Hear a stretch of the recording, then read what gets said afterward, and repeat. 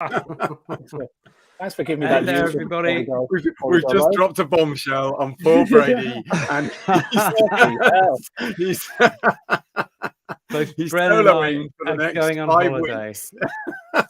Yeah. It's just me. 5 weeks. Unadulterated Brady Yeah, for that's 2 weeks. right. We're going to Canada, Coming at actually. We'll send you some photos from that really posh lovely. hotel that Bren was at. Are you actually going to Canada? No, not at all. All right. Where are you going, Nick?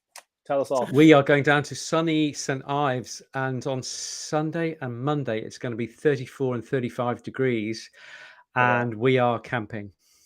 Oh, with children. Oh man, with Nick. So we've got a restaurant booked at the weekend. Oh, okay. Yeah. Some people have had to cry off. You could join us. Where are you? One of Rick Stein's specials. Dog friendly. Padstow. Yeah. Oh, no, I'm not coming all the way up to Padstow from St. Ives.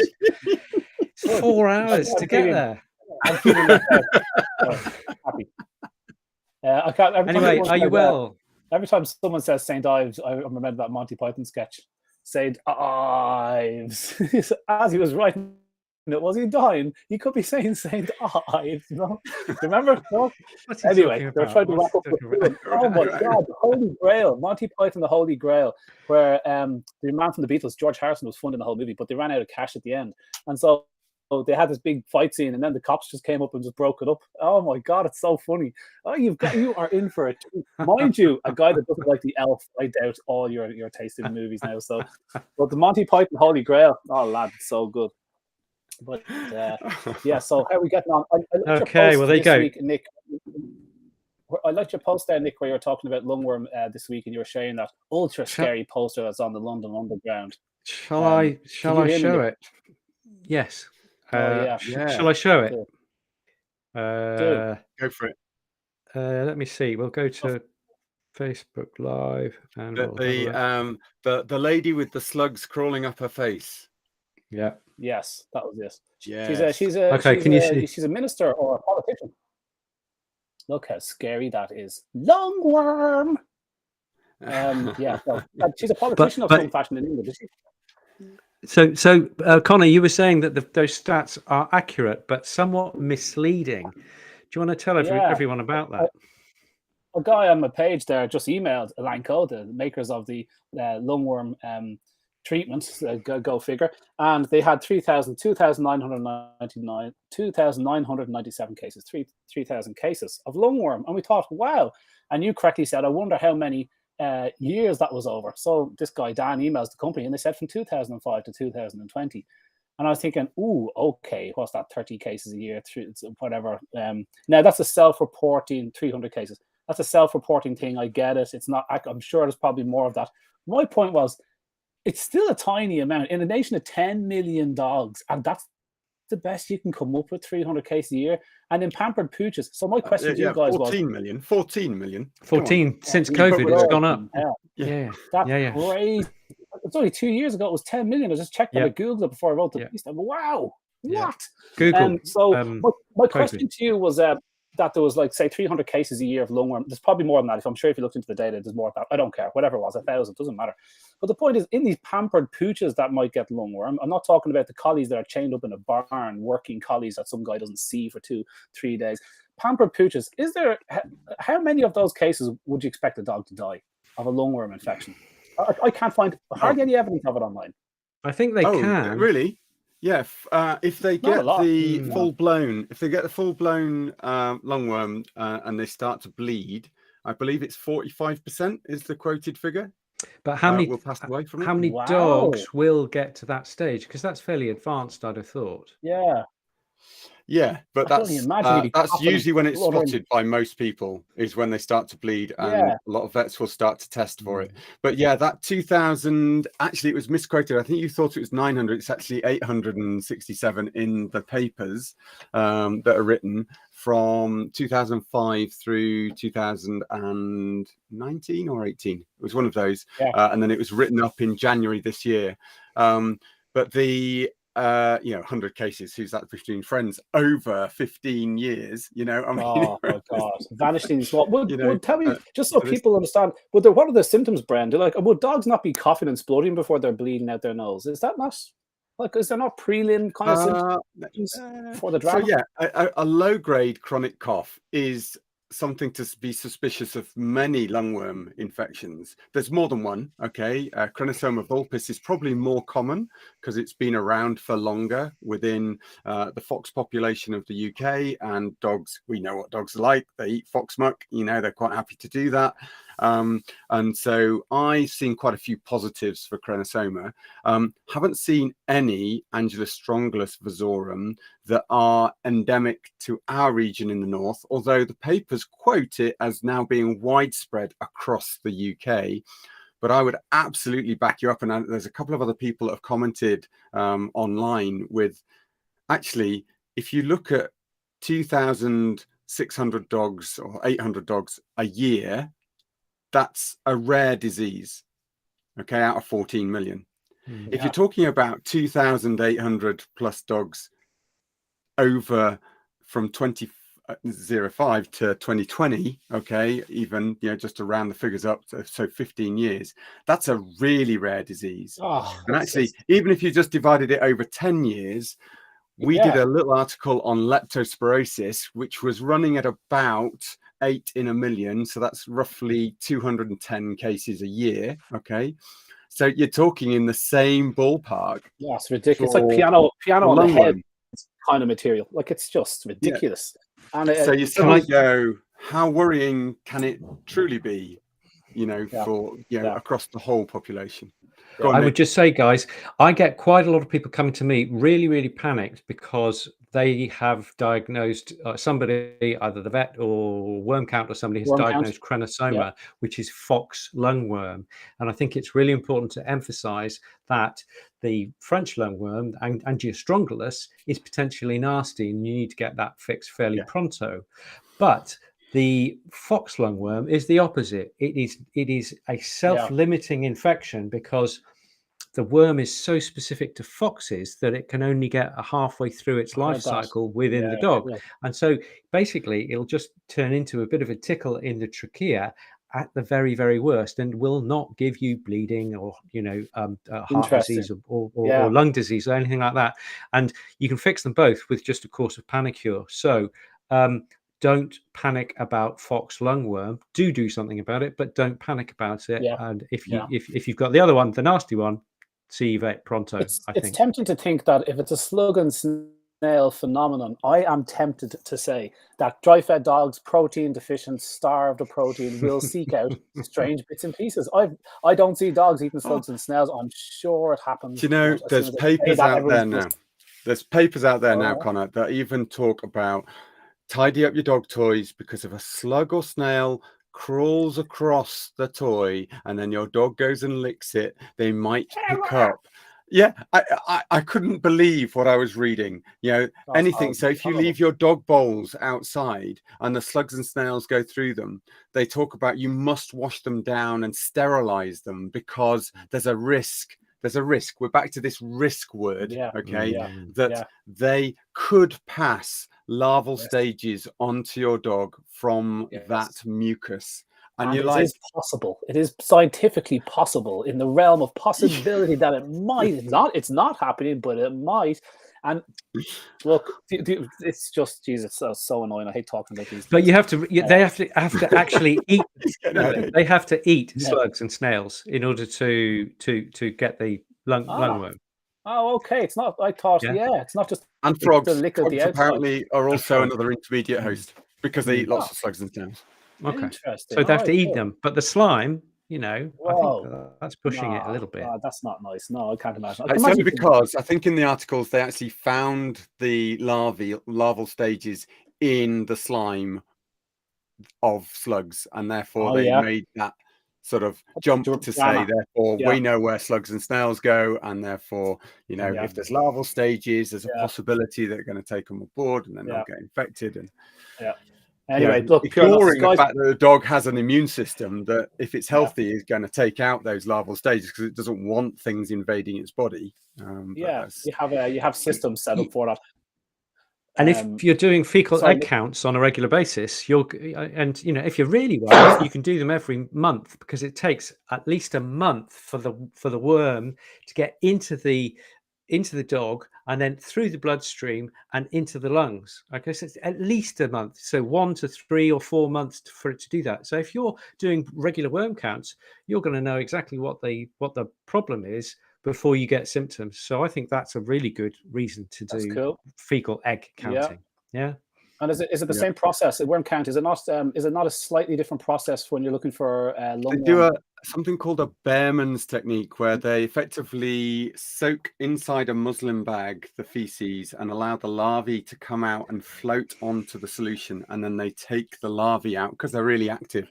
So Angela Strongylus are very active, okay, and wriggle like crazy on the slide if they're done fresh. Gross. And the Crenosoma is a little bit more lethargic, as well as there's a little kink in the Angela Strongylus tail rather than the Crenosoma. I will definitely there's ways of differentiating those. Just forget that. You don't need to know, but it's really useful. have either of you lost a dog to lungworm? No. Not in practice, not for me personally, thankfully. As I say, I'm up in the north, well away from a problem. I've often seen people talk about their dogs being positive. I've had people talk to me over the phone. They've rung me, like Nick, in a bit of a panic, saying, their dog's, being diagnosed with this. Remember, there is a blood test, and some of those aren't 100%. So there are some false positives in some of those. And also, if somebody is looking at the larval stage, they also need to be fairly skilled to see the notch and the kink that's in that tail and recognize Angela Strongylus versus other lungworms. So Ocelos osleri, haven't mentioned yet, but carried by cattle. And so if they eat lots of dung, they may pick up some of those. And then there's the fox one, the Crenosoma, to differentiate between. But realistically, there is a lot of people out there that as soon as the dog has a nosebleed, an assumption is made that they are going to have lungworm, and then they treat them with a anti-worm treatment for lungworm, and then they tick it down as that's a positive case, and without any controls. So just be careful. Some of those reports on some of the companies that make the product are not looked into any more than a person has dialed into the website and said, I saw a case of lungworm.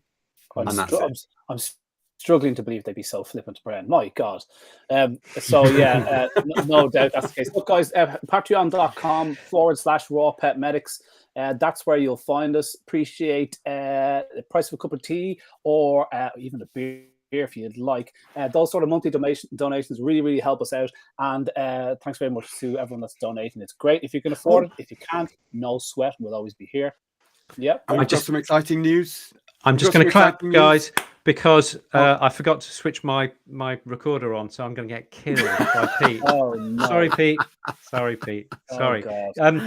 He was just trying to undo my exciting news. What's your name? So the exciting news is, especially because of how positive last week was about cats, I get to glorify these beasts, and we have got some brilliant guests coming on with great cat knowledge. Julianne, you met last week. If you've not watched the podcast, you should go back and watch it right now. If you have also possibly gone on the RFES website, we've got a future president of the RFES also joining us, Amaya Espindola, who's currently working out in Spain, but she's very much a fel vet, so feline vet out there, just concentrates on cats. So she's joining me on the 22nd of July. We're hoping to do that. Now, I'm officially like Nick down in Cornwall, but I'm going to see if I can get the powers that be to give me some Wi-Fi down there so that we can actually do that podcast, which looks like it's sorted. So it's going to be great, and that will be a great thanks also to another great raw feeder, Moddy, who I'm going to call in on and hopefully have a great weekend and also do some podcasting. Are you going to see Moddy on your way down? Because I'm going to go and see Charlie on our way back on the Friday. Yeah, on Friday I'm going to go and have coffee with him. I think you go on the way down, and we come on the way back. Cool. That's cool. She's trying to keep us apart for some reason. Yeah, obviously. I don't know why. I think she was worried about her wine cellar. Yes. Yes. Absolutely. Look, guys, we better get to the point here. Yeah, let's get cracking. We're supposed to be talking about pet food labels, and we're 15 minutes in. So who wants to start? Where are we starting? I'd like to start about what's not on the label, and I'll tell you what's not on the label. The food miles. They say that in the States, processed food has usually got about 1,500 food miles on it because of all the various ingredients traveling. So that's one thing that will never be on the label.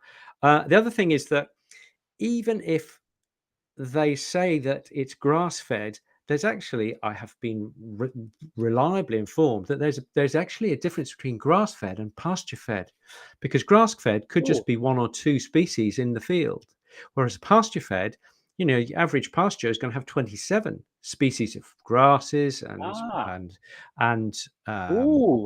plants and herbs and what have you. So pasture-fed, guys, is the future. So that's it. The other thing that I was wanting to say was that if a processor uses an ingredient that has been processed before it got to them for making up into the kibble, meat or bone or meat and bone meal, for example, they don't have to put the ingredients of whatever that the manufacturers put into those bone meals. Okay, so there could be all sorts, So the other thing is that they've done studies in the States, and they found that dogs taking kibbled food can be up to 32 times more glyphosate in their blood than in raw fed dogs, and that's mainly because of the glyphosate in the grains, and that won't be on the label. And also, we might want to talk. I'm happy to have a little chat about all these things, but I'm sure you've got amazing things to bring to bear.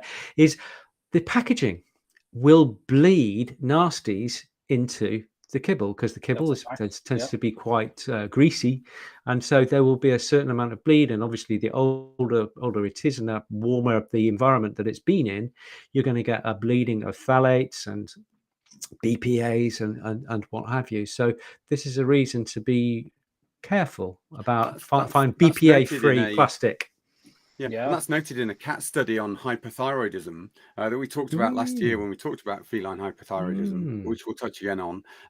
But yeah, because you remember, a lot of the canned foods, they're cooked in the can. So not only did they then go, we're not, rather than contaminating it with the metals, we're going to keep it fresher by lining the can with a plastic. And then they stick the food in, and then they cook the food in that can, heated up with all of those plastics. What could possibly go wrong? And so, absolutely. Those are the sort of things that are never mentioned. Similarly, my issue with some of the drugs, they give a 28-day withdrawal. So for animals that are treated, you're absolutely thinking great. But actually, they look at the general concentrations and accept that below a certain parts per million is acceptable for those drugs to come through into the system. Actually, we know that some of those drugs can be active. And Conor, you talked about this just before the weekend, about chemicals that can be active at parts per billion. He's wondering where I'm going to go with this. But, from a point of view of how those can affect the wildlife in our environment, and then how they could actually affect our pets if those drugs are in there. And so one of those drugs that I always worry about is the delousing treatment of salmon, which is usually an organophosphate, that they use. Really? Still? and that's the most effective way of delousing salmon. And where does that love to sit? It loves to sit in that fat of the salmon. It does. Yeah. What do we then use that fat for? Our lovely salmon oil. Which is one of the reasons I never want to use farm salmon oil. So you're saying they're using OPs in salmon even to this day, even though they banned them 25 years ago in general veterinary use? They banned them for dipping sheep. Yeah, but also applications. Newfound top and things like that. They didn't ban them from all treatments. Wow. Well, they should do. Yeah, it's crazy. That's ridiculous, isn't it? In a note there to what Nick said, this is from a fabulous book called Feeding Dogs. Scientists have discovered chemicals in commercially available pet foods, kibble, that have detrimental effect on sperm quality in dogs and also negatively affect male-female ratios and litter size over the last 30 years. They also found an increased incidence of cryptorchidism in male offspring. Cryptorchidism. What's that, guys? You can tell me in a second. Testicle in your abdomen. I actually tell you, a condition in which the testicles fail to correctly descend into the scrotum. The environmental contaminants that are responsible for these effects, most notably DEHP and polychlorinated biphenyl, PCB, were found in dry pet food and the dog's testes, quote, at concentrations reported to perturb reproductive function in the species. Can you believe that? And that's all coming off the packets and lining of the cans that's going into the food. So, Nick, you're spot on. And the studies to show that's the case, and that fertility is decreasing in males as a result, and in humans, because those human males as well. Yeah, it's actually, do you know our bum is getting closer to our scrotum? Your taint is getting shorter and shorter, honestly.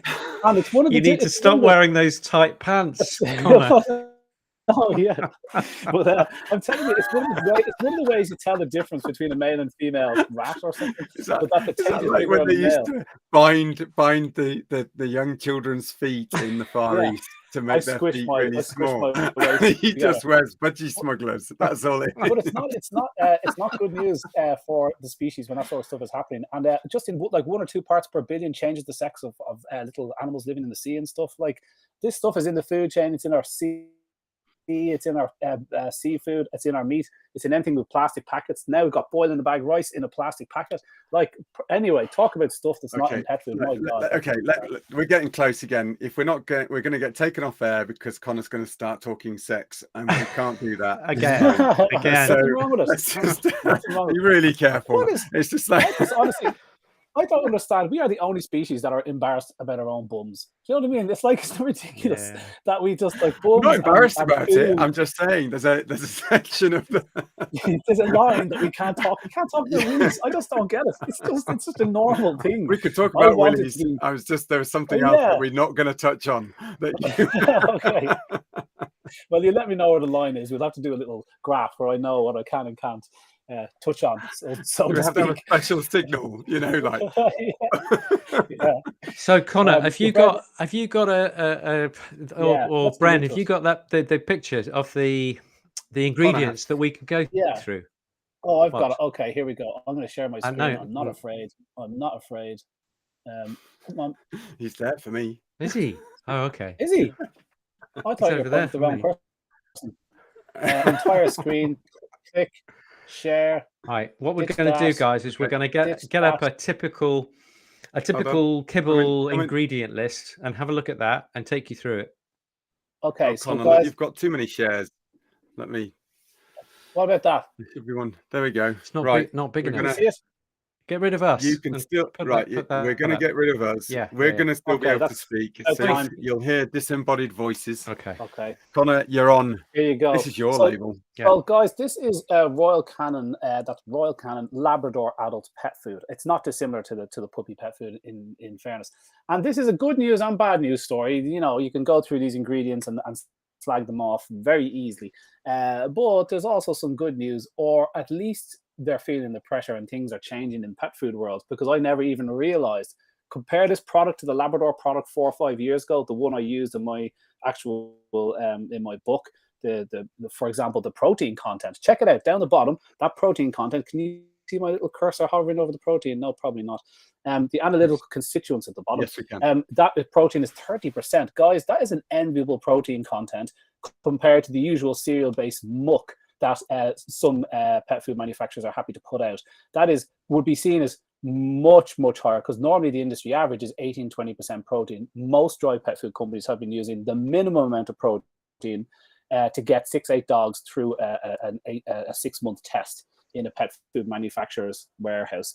So so this protein content has jumped up, and if it's not, as it's not like a prescription magic food for an animal that suddenly needs more protein, this is heartening for me that there's more protein in the food. So it's straight out of the traps. I want to say that's good news. The puppy food is 33%, which is good, because when Crocdile looked at these foods about 6 or 8 years ago, the Royal Canin puppy food had 21.7% protein, which is 0.3% below the legal minimum you can have in a puppy food. So Royal Canin have pulled up their socks here a bit.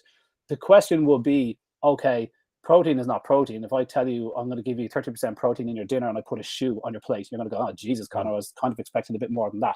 So what's in this food? First ingredient, maize. That's corn. Okay, what a surprise. That's just, junk filler. Rice, junk filler, high carbohydrate, obesity inducing, pancreatitis loving. I couldn't support any more of these. These are my opinions, Royal Canin, so this isn't reflective of the actual product itself, but high carbohydrates. It doesn't list the carbohydrate. Nick's talking about things that aren't listed in pet foods. It doesn't tell you the carbohydrate contents. You're not obliged to know it. Or sugar Which content. is pretty sneaky, I think. Oh, yeah, absolutely. Isn't it? They can put as much sugar. Yeah, as much sugar. The main ingredient, and they haven't put the percentage down. You can work it out, but here's how you work it out. So you add up all what you have, which is 30 plus 13, 43 plus 7, which is 50, and then you got 4, which is 54. Add in another kind of 10% for ash, 60. So maybe 40% carbohydrates. That is about 10% carbohydrates less than normal. Normally it's 50 to 60%. This is 40% carbohydrates, ever so slightly better, but still high carbohydrate food for an animal that does not need carbohydrates. So let's get into the more scandalous stuff, because this dehydrated beef and pork protein, what do they mean by dehydrated? Well, recently the industry, AFCO, decided that bloody bloggers and the internet was tarnishing meat meal and making it sound bad. Bone meal that we spread in the gardens, meat and bone meal to the pet food industry. Now they started calling it meat meal, but still we saw through it. We said, lads, meat meal is crap. It's the sludge scraped off the bottom of a renderer's vat. At least if your renderer's vat is in Europe, you've got good quality human grade meat that went into it. Well, human grade bone. But in the US, that can be cats and dogs, leftover restaurant food, all sorts of crap, roadkill. So this grey goo is scraped off the bottom, dried, and sent to the pet food companies. So including the plastic ear tags that the cattle will have gone in with. So there, and also bags. If somebody rocks up at the rendering yard with 300 chickens in plastic bags, they go into the soup. Okay, just to let you know. So I think it's really important to say that that's the starting point, and that happens all over the world. I've had that so that they look like they're not putting too much maize and not putting too much rice, but when you add that carb together, it's loads. That's it. Loads. It's so called salami, very tricky. Salami chopping, isn't Can it? I just bring in? So these just for European labeling, these have to be in order. So the first one on the list is the one that's the largest quantity. So as we work down that list, so maize is the largest quantity in that food. Rice is the second largest quantity in that food. Just to check with you, Conor, because a lot of labels had meat and animal derivatives, which really got a bad name, similar to the meat and bone meal and that side of things. And I'm guessing this is why they've gone to dehydrated beef and pork protein. Yeah, sounds fantastic. I think meat derivatives at least go in fresh, like meat byproducts. It's all pieces that you wouldn't give the mother-in-law. It's all still pieces that's like, my God, you wouldn't want too much of it. And actually the thing about meat derivatives and byproducts, when the meat goes in fresh, if it just says chicken or beef, they mean chicken feet or beef whatever, ears, but that goes in fresh, and the rest of these ingredients are dry. So even if you have a wet meat ingredient at the top, by the time you dehydrate it, like the rest of them, it would move way down the list. Another sneaky little ploy they have. Okay, so look, dehydrated beef and pork bone. Okay, fantastic. And then dehydrated poultry bone.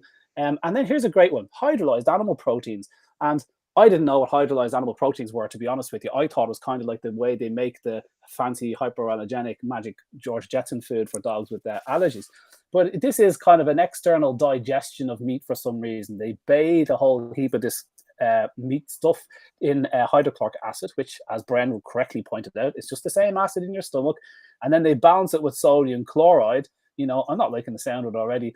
But the reason they do that is because hydrolyzed animal protein is considered, it's the precursor to MSG. So that process produces a taste enhancer, essentially. Hydrolyzed animal proteins are used as a taste enhancer. And later, when I work out how not to share my screen, look, there's plenty of reviews saying you don't want too much of this in your diet. There's side effects to this, but it makes the animal want to eat it because it's a taste enhancer, okay? So hydrolyzed animal proteins makes the dogs eat it. Animal fats, this is an interesting one. They don't tell you what fat. So if they can't tell you chicken fat or beef fat, it means it came from a rendering vat that took anything. And if you're in the US, you should run a mile from that, because that can mean cat and dog fat. Okay, in 2 out of 5 the main rendering companies in the US that still take in cats and dogs and sell pet food, pet meal, or meat meal to pet food companies.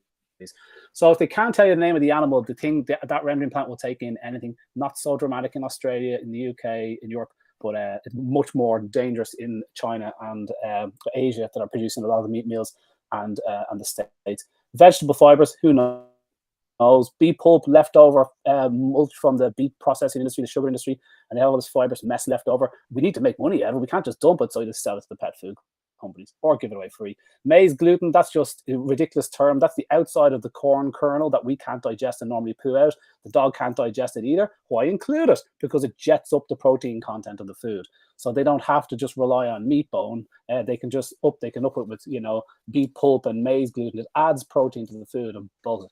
Again, Royal Canada, this is my opinion in case you have a stooge watching. I'm not sure why you use so much beet pulp and maize gluten, but that's up to you. Wheat, guys, just a thought there, Conor. Yeah. It's disappointing that they don't take the opportunity to put in vegetables. They just put in vegetable fiber. Yeah, good point. Yeah, you know, it's a real, you know, even if they're putting in dried vegetables, that would be better, because there's a lot of amazing phytochemicals within vegetables that we don't even know about even now.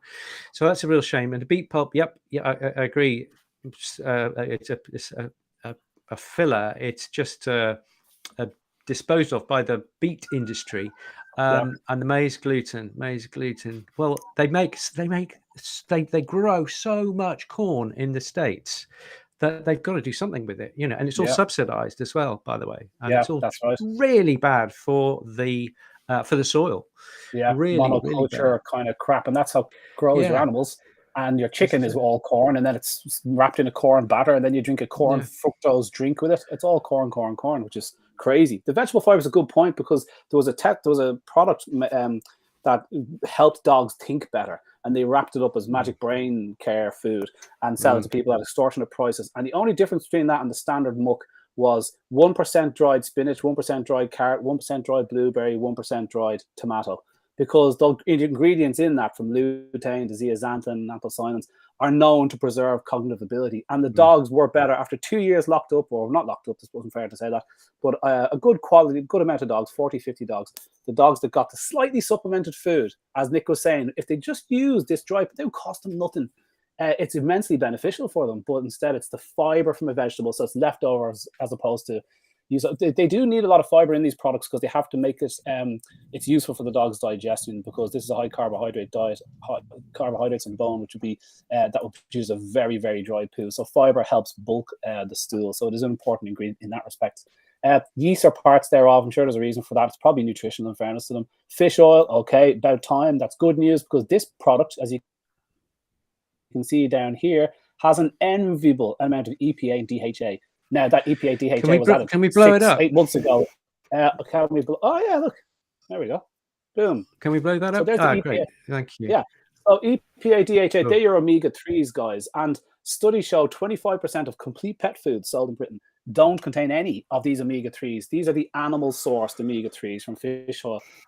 So this is good news. It's also quite a lot. The problem is that you have this bag of food that you open, and as times get harder, we buy bigger bags to save money, and it just sits there oxidizing. And this fat, no matter how well they try to chemically preserve it, and the problem is the chemical preservatives they use in this product, I've asked them for comment, they haven't got back to me, likes of BHA, BHT, ethoxyquin. I don't know if they're in this particular product, but that's what keeps fat from oxidizing in dry pet food.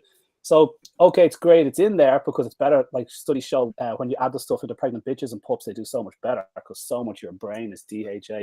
So fish oil, at least it's going in. That's something. I think that's good news because most of the time they didn't do that. Soya oil, God only knows why. What psyllium husks, seeds, fructooligosaccharides. That is a low-calorie sugar sweetener. So that again, that's to make the dogs eat it. Hydrolyzed crustaceans. You won't see any salts written on this label, but they are in there. So there is a serious. I would also say a lot of fructooligosaccharides are added to foods now just because of this prebiotic effects. So although the studies are done in non-carnivorous animals, so in omnivores and herbivores, fructooligosaccharides are known to enhance certain bacteria. So the lactobacilli.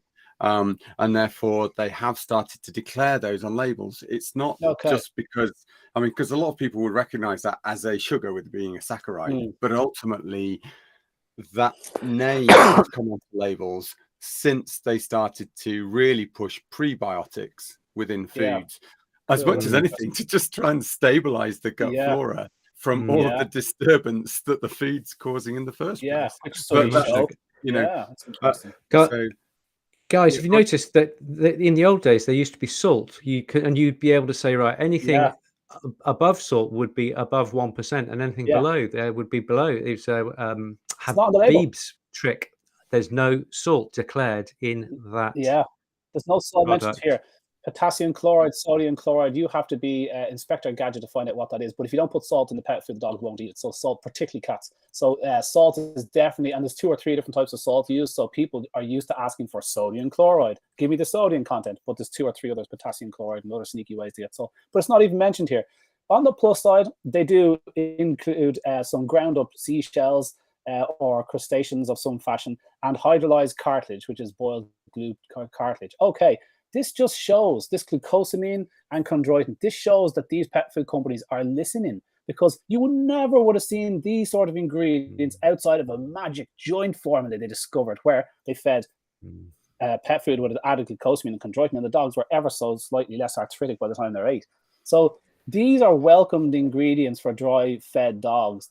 They still don't have any collagen or vitamin C or hyaluronic acid or glucagon, glutathione, all the other stuff that joints are made of, because they don't include this. They only produce pulverized bone meal, but it's still better than no glucosamine and chondroitin. So even though it's ultra processed, I'd like to know how much got through. I googled marigold extract. 50% is lost to processing, but at least they put something in there, And then you've got all your vitamins and stuff. Only at 0.1%.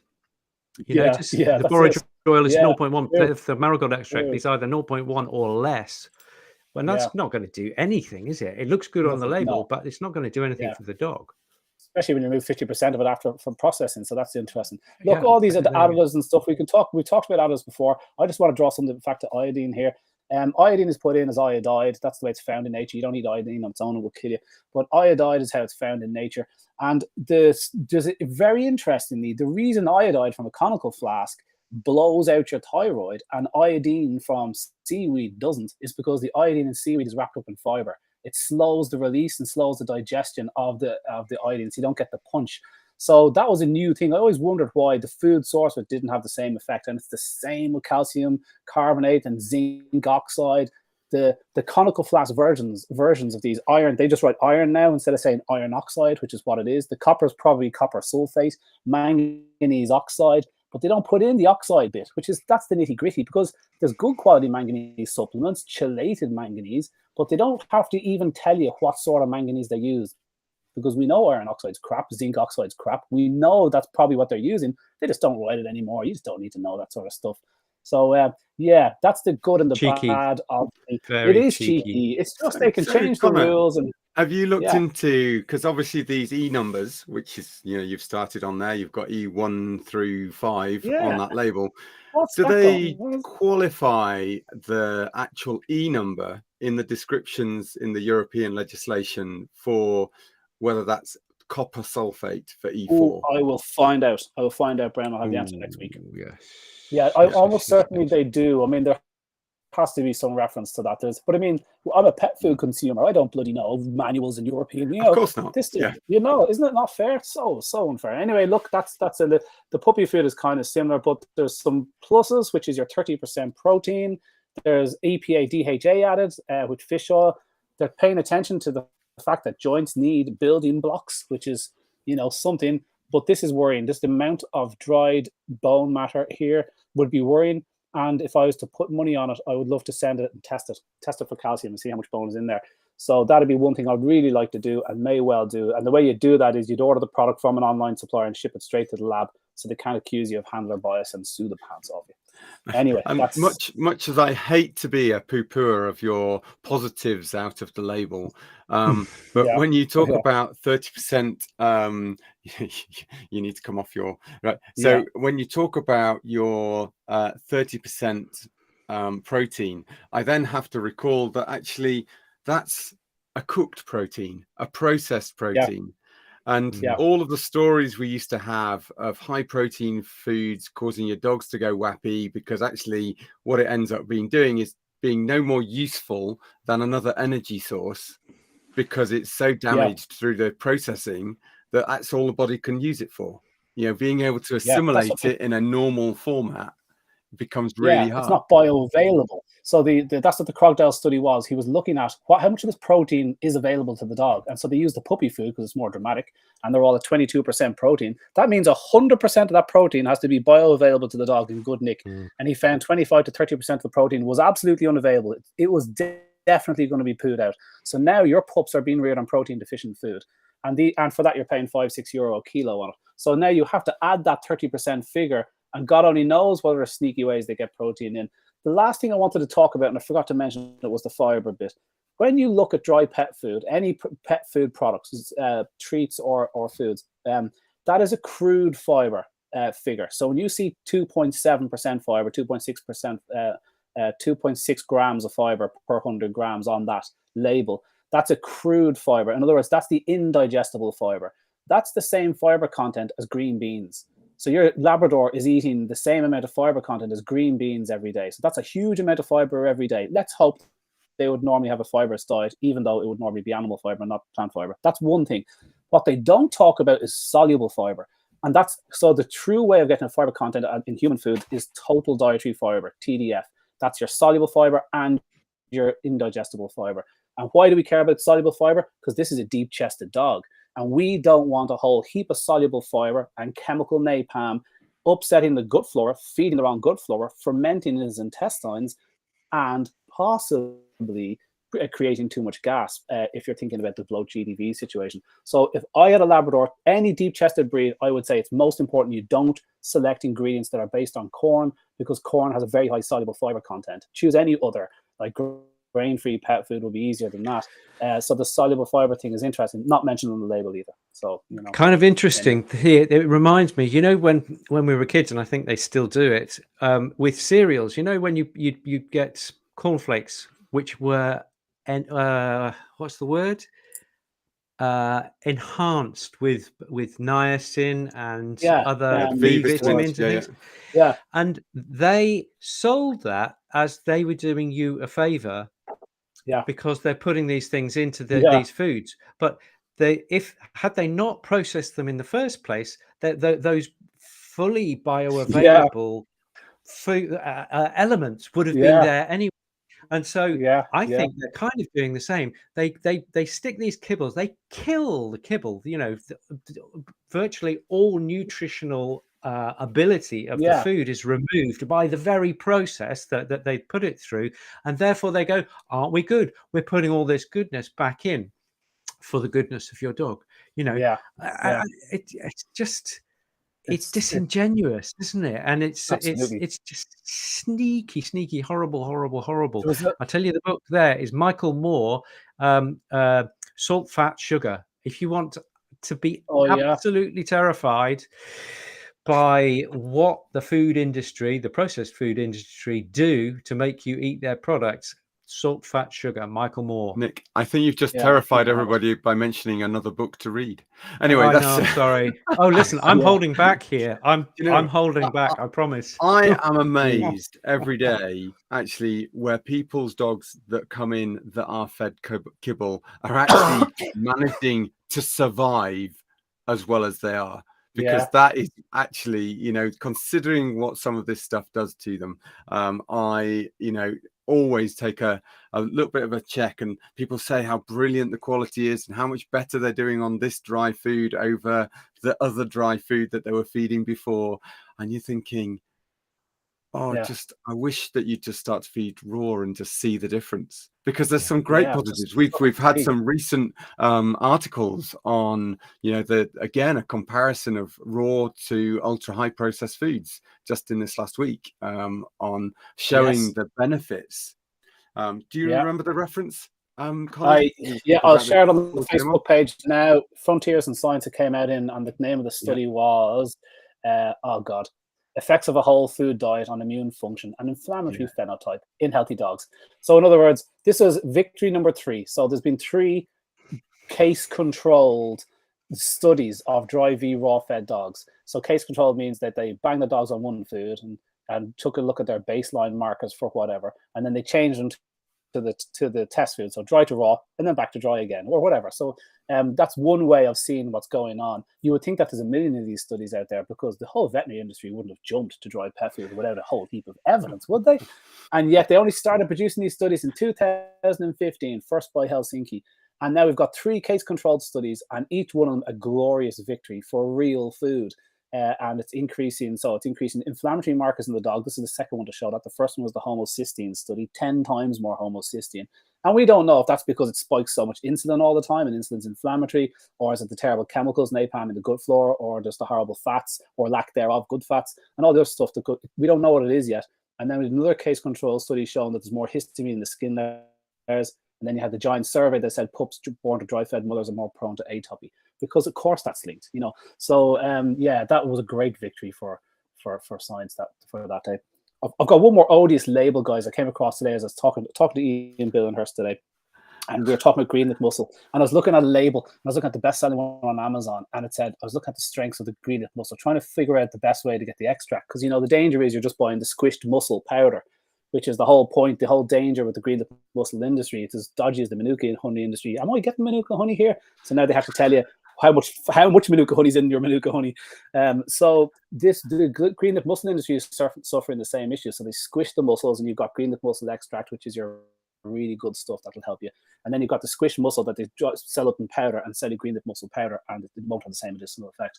So you're trying to see the fat content. Okay, so there needs to be a bit of lipid, green lip mussel lipid in there. There was the best-selling one on Amazon is 1,000 milligram tablet, high strength green lip mussel extract, 1,000 milligram tablet. Do you know how much green lip mussel is in that 1,000 milligram tablet? It says on the label 1,000 milligram tablet of green lip mussel, and it's the third ingredient. There's 500 milligrams of green lip mussel in it. So you think you're buying a strong green lip mussel tablet, but actually it's only 500 milligrams. The rest is rice bran and all this other filler crap. Oh, so it's just a way to 1,000 milligram weight tablet. With 500 milligrams of green lip mussel in it. But they don't write that on the label. That's on the website. And it's like, Jesus, the first ingredients are carbs, because they're packing it up. And now their product looks quite reasonable, because the 500 milligram tablets are, you know, so in a price comparison, everyone goes for that. And they do see benefits, but they're getting ripped off. And I just thought, Jesus, and do you know, there was a great Which article back in probably the mid-2000s on assessing some really high brands, so some high street stores in the UK that do a lot of supplements, sometimes sell a second bottle for a penny, you know, and they found anywhere between 0, yes, that's a big fat 0, and 500% of the stated amounts on the supplements bottle. Whoa. Purely and simply because unless it's pharmaceutically graded, there is no control over the supplement industry in the UK, and actually in America. It's very similar. There is no demand that you need to test every batch. So actually you can end up buying what, even if you found a label that said it was 1,000 milligrams of greenlet mussel, because there are no controls, unless it says it's pharmaceutically graded and they can guarantee that's what's in it, okay, through that certification, they could still say, well, on average, the batches would produce that. It just happened that that batch didn't have the greenlet mussel in it at the time that it went through the machine. Wow, it's kind of like the analytical constituents on pet food. They're assuming that, as Hills happily proved to us in 2016, they sent 22 million cans of this dog food out of the factory, and they didn't check the nutrient content of one of them. And after a while, you know, there's excess vitamin D here, guys, highly dangerous for dogs. And they're like, oh yeah, well, the vitamin and mineral supplier told us this is what the nutrient content of the powders that we were buying in were. It's like, you never measure the mix before or after. They just do a mathematical equation based on the stuff that comes in. They process the hell out of it. And then, oh, this is what your dog is getting 6 months later when you open the bag and it's sitting in the cupboard for 2 weeks. Oh my God. It's so, that's why when you look at this complete food, the levels are all over the place. Just like Bren was saying, there's no regulations, no one checking these things. All they care about is salmonella. And the rest is just, you're on your own. How does that go again? Where's that voice from? Which I shouldn't jest. Food poisoning. It's not funny. When's the last time you had food poisoning, guys? Right. So we're going to apologise now. Never. Guys, because somebody's got a slight fever and he's feeling just a little bit peaky. So that's why he's coming up with silly villain voices. Yeah. Anyway, it's not because it's hot weather outside. I'm not surprised, Nick, you've never had food poisoning. I'm not surprised. Bren, have you ever had food poisoning? Surely you've had food poisoning, Bren. What? No, mate. Oh, I've had it. No. I had it in Bolivia. It is not funny. No, see, I've never had food poisoning. I've had a vomiting bug, but that was caught directly off a relative child that was coming. But I've never had food poisoning where it's been from the food. And I would just say, mind you, I always say it's in good stead because, you know, the way we used to cook as students, where we used to leave food bubbling away steadily at a very low heat for days on end and just dip in for a quick lunch. I don't think there's any life on pot noodles anyway. I think there's no life in it. It's very hard to get salmonella from an ultra pulverized food. But I got it in Bolivia, guys. Chilies that used to last for a week, you know, that you just slowly cook away. Yeah. Rough. And day 6, you're kind of closing your eyes going, I hope I'm going to be okay because I'm really hungry. I got two. It moved from beef protein to bacterial protein. It was fine. Yeah. There was a guy selling burgers in Bolivia, and Bolivia is quite a poor country, you know, in fairness. And we're coming out of a bar, and it's like, you know, 2 or 3 o'clock in the morning, and there's one guy selling burgers, and everyone's walking past him, no one's stopping.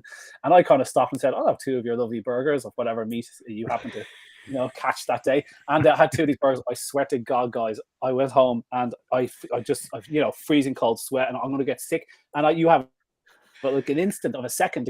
And I grabbed the bin. This is not a great story to finish on. And I grabbed the bin, and the bin had like tiny holes. It was a waste paper bin with holes in it. So I just spewed into this bin. And I remember the water going, please, and it just kept the lumps in there. And then I fell asleep. But oh, lads, it was the worst few hours of my life.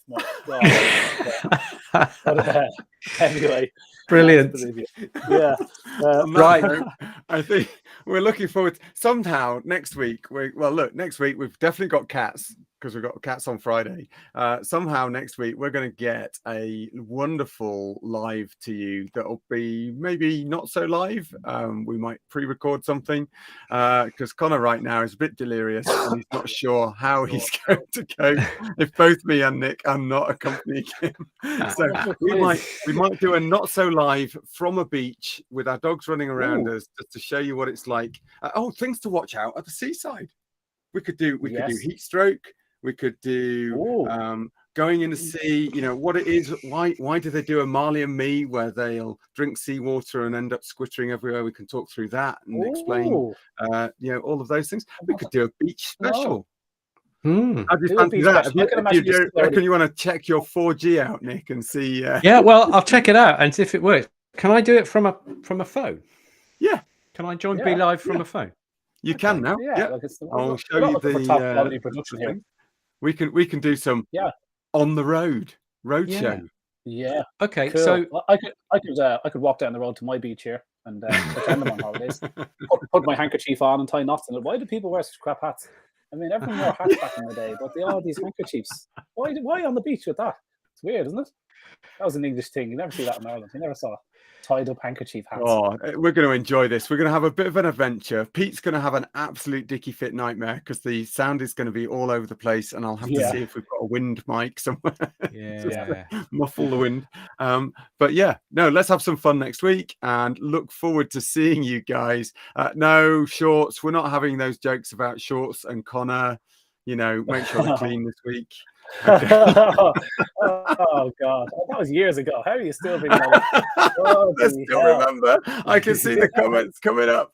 Anyway, they're clean now. Actually, they're in the bin. I had to throw them out there a few months ago. I was distraught. You know when you just love an item of clothes and then you have to get rid of it? It's like I really didn't want it in the lane. Eventually, just there was a tear in the crotch about that big, and it was going up my bum. And she said, "Get rid of those shorts," and she just ripped them on me, and I had to throw them out. Oh my God, I still can't replace them. It's ridiculous. I'm wearing a really. See, when you've got a surgeon in the house, what you do is you just restitch them. It's like no, the two. No, I asked my mum. She says that they're lost. They're gone. It's all flimsy. Too much. Anyway, so right. Stop while you're ahead, mate. Stop while you're ahead. Indeed. Okay, guys. Great to catch up with you. See you all next week, one way or another. Brilliant. Take care, guys. Thanks for coming, guys. Cheers. Bye. Bye.